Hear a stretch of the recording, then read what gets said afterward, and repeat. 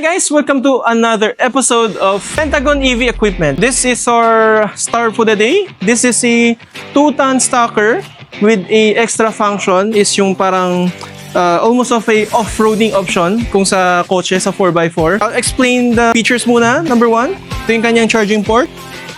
Ayan. So, normally, pagdating sa inyo, yung charger would be nakatali siya dito. So, this is just a normal 220 wall outlet. Saksak nyo lang sa wall outlet nyo. Saksak nyo dyan, mag-charge na siya. And then, iilaw siya ng green. Pag naka-full charge na siya, makikita nyo, mayroon siyang indicator na na-full charge na siya. Here, ito yung emergency power cut-off. So, pag pinets down nyo to, ibig sabihin power cut-off siya. Kahit anong gawin nyo dito, wala siyang functions or anything. Pero, kung gusto nyo paganahin, hilain nyo lang siya, the stacker will turn on. Here naman at the back, ito yung kanyang step board. Pwede nyo tayuan. Para habang nag-operate kayo, hindi nyo na kailangan maglakad. Tayo lang kayo dito sa taas. And then, pwede nyo na mapuntahan kung saan gusto nyo puntahan. At the other side, ito yung kanyang specs. Ayun, makikita nyo, this is a 2-ton load capacity. So, pwede kami mag-load ng 2 tons and then i-stack it kung ganun kataas yung kailangan nyo. So, this is a standard 3 meter high na stacker plus off-road option. Dito naman tayo sa functions niya. So, if you press this front, abante tayo paharap. If you press this down, pa-atras naman to. We also have a horn button dito sa taas. Ayan. And then, ito yung mga function keys. So, number 1, fork up. Hold nyo lang. And then, hold the other button, fork down. Ito na yung specialty ng stacker na to.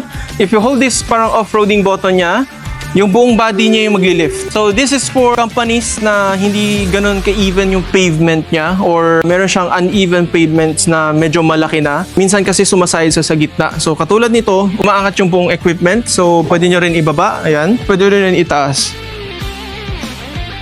So, angat siya around like 3 to 4 inches. Just for example, ayan, sakto nakadikit sa sapatos ko. Pag inangat natin, ayan, nag-lift siya around 3 inches.